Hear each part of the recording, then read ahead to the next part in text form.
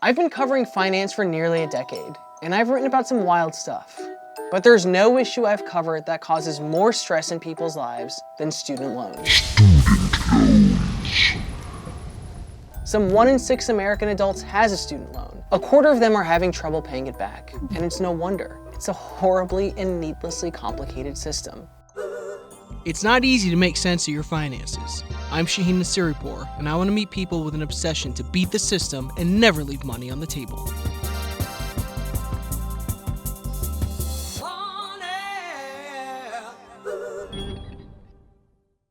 Consider this. The feds offer borrowers about 6 ways to get their loans forgiven. One of the most prominent ways, taking a public service job after college, has a 99% rejection rate. Licensed clinical social worker Michael Mitchell is part of the 1%.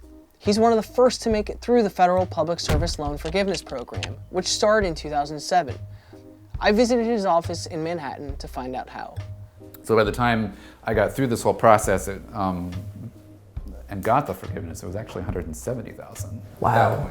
I just remember seeing my net worth one day, going from here to here. Did you call anyone? Did you tell anyone? I spoke with my best friend. We popped open a bottle of champagne. Did you really? Yeah.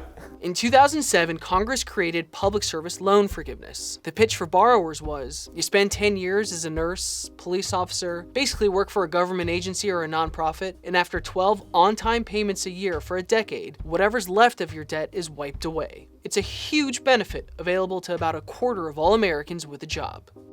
I downloaded the law and I read it. I had been a proofreader before, so I'm just, somebody who's very detail-oriented. And, at this point, it was probably $130,000, $140,000 that I owed because it just kept growing, even though I was already paying loan payments at that point. So your balance was shooting up. So my balance was continuing to creep up. Right. There was a whole group of people, luckily myself not included, who were told when filing these forms that they did work in eligible employment, and then maybe 4 years through the process. It didn't count, yeah. It didn't count. They backtracked on that. It sounds simple when you just kind of toss it off of oh yeah, you worked 10 years in not-for-profit and your loans are forgiven. Right. But there's a lot of nuance to it.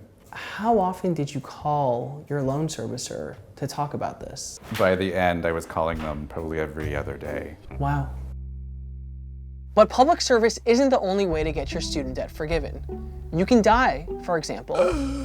Sorry, it's a bit grim, but it is true. Or if you're totally disabled or so destitute that you'll never be able to afford your payments, the feds will forgive your loans then too. The other big way is to enroll in plans that tie your monthly payments to your income, like Michael did while he was in the public service plan.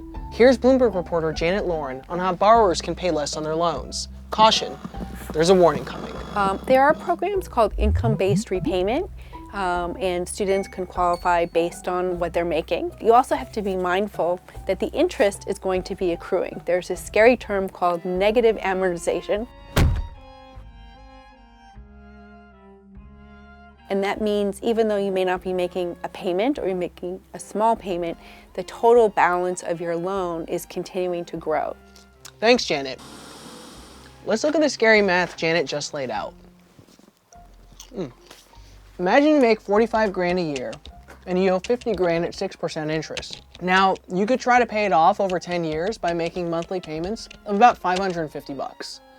Or you could opt into the income-based plan and pay as little as $220 a month. But consider this, under the first option, your total payments, including interest, would come out to about 66 grand.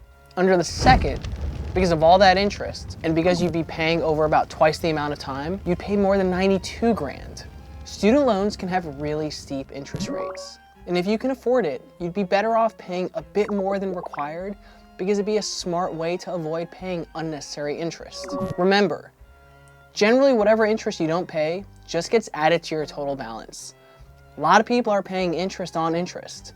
It's stressful, but meeting stress head on can feel good. Give the old college try.